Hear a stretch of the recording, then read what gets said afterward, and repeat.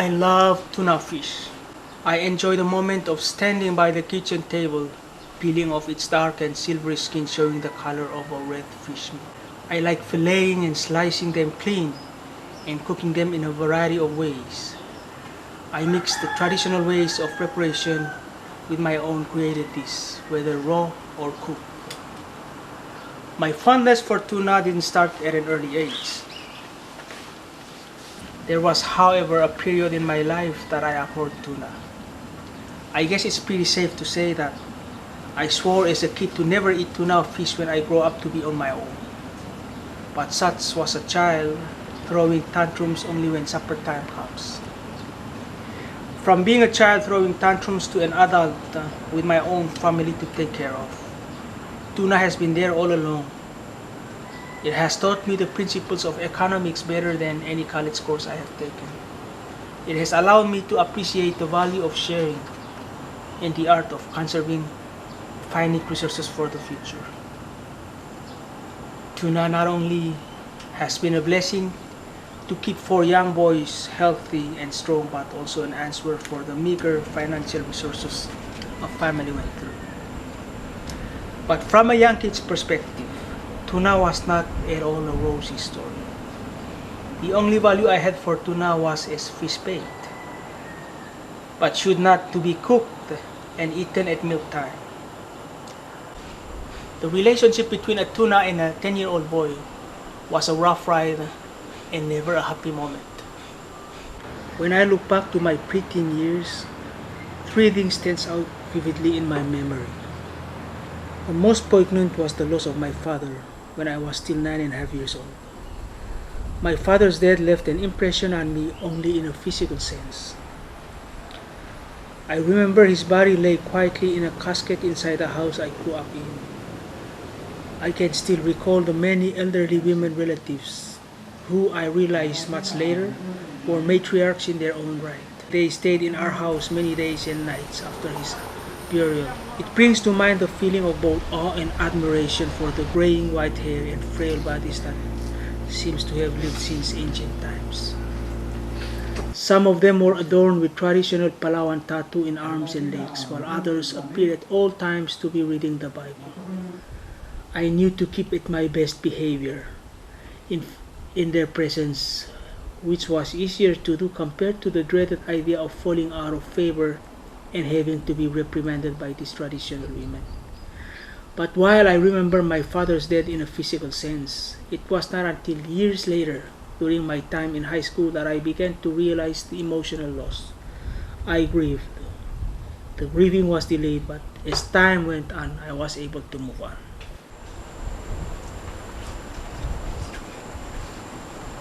The second event that stood out in my memory was the moment of ecstatic feeling when my mom bought my older brother a bicycle.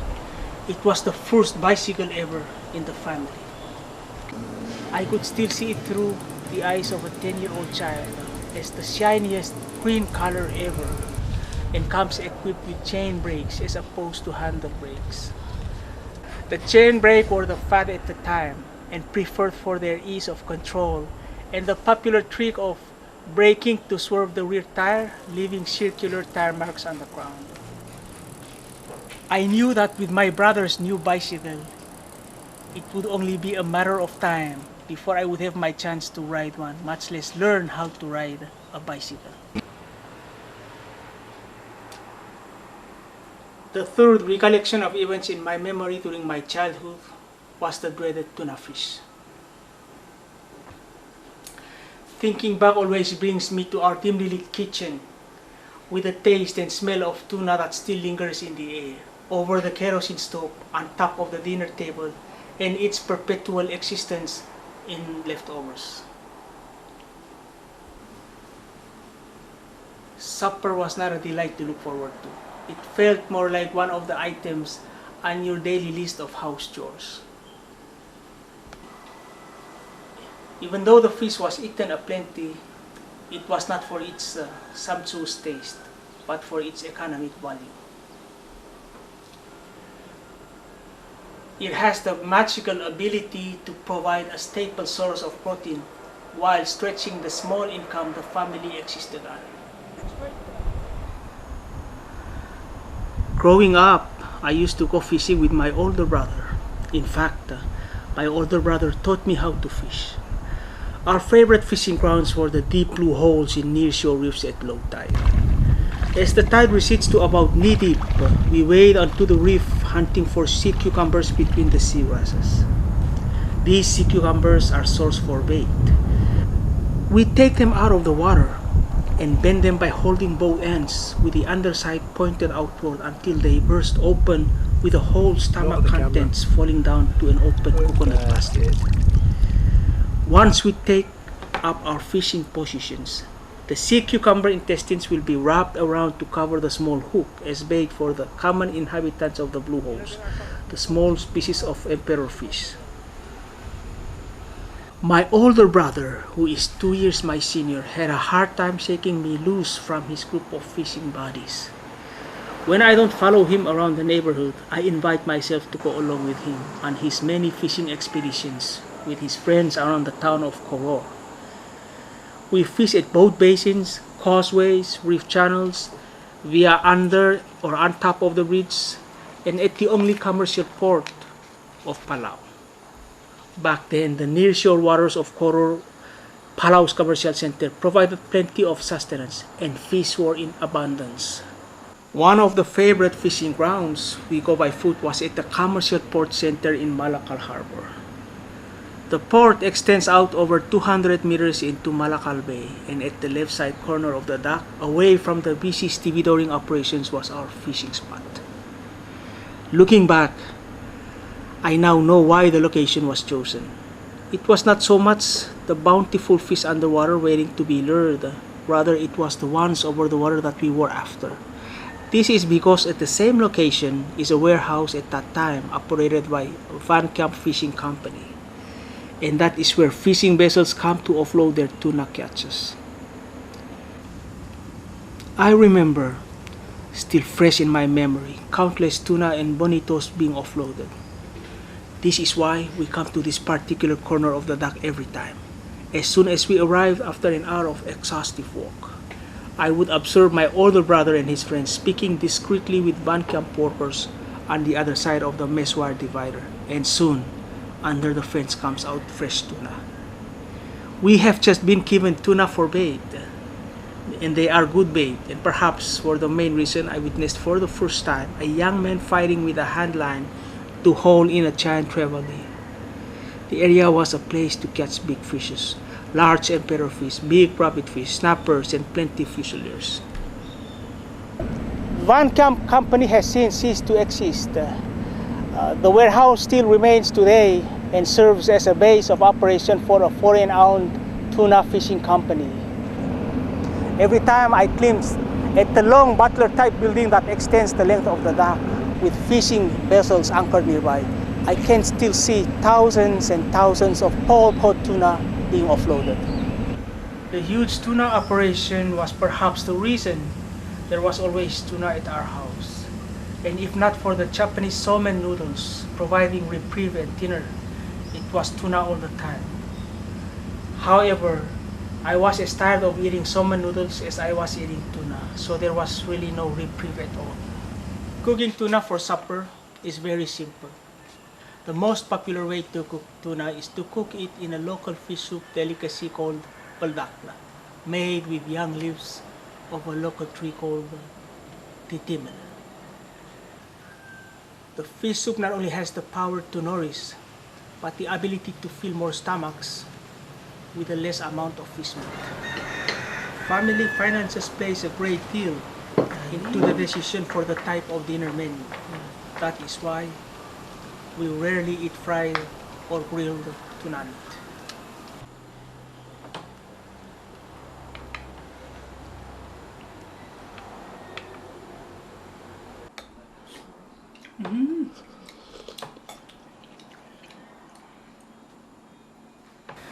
I remember a time when my father would bring home a salted intestines of tuna inside a recycled mayonnaise jar. My dad would explain to me that the Japanese called it shiokara. I didn't like the taste and the strong stench of fermented fish cut preserved over time. My dad, who grew up during the Japanese administration, was fluent in the Japanese language and could read and write the Japanese characters of hiragana and katakana. He was a scriber to many of his friends who asked him to write Japanese letters to their contacts in Japan. I kept thinking that soon his friends would be coming over for one of those drinking parties and smoking cigarettes and getting that shiokara served. My childhood home was my father's house at Ongerong in Koror. Ongerong is the name of my father's matrilineal lineage. Ongerong is made up of many families. The house I was raised in was the main family quarters for the lineage. As the main family residence, it serves as a place of mourning for several days after a family member passes away. Death in the family is usually the reason the relatives are brought together before, during, and after the funeral. And it is from this social gathering that food and drinks are served. And tuna takes an added importance as the main fish for the gathering. In these gatherings, tuna is preferred both for its easy handling and preparation and without adding too much to the food expenses at the funeral. As a major expense item in every funeral, lunch servings can easily top 300 for large funerals, with expenses alone approaching close to $4,000, which is less costly in comparison to reef fish. Tuna has many advantages that make it suitable for large social gatherings. The fish is easier to prepare than the common reef fish. Unlike the reef fish, it has no scale to be removed and sharp fins to avoid that can create injury to your fingers. It can be eaten raw or cooked in a variety of ways. They are less expensive and basically available year-round with plenty for everyone to buy. Now that I am an adult of 43 years old, I could understand why it was all tuna once upon a time in my life. Without a doubt, tuna was the food that provided sustenance for the family. It was tuna that allowed my mother, a young widowed unemployed woman raising 4 young boys, to use portion of her small monthly social security income for other basic family needs.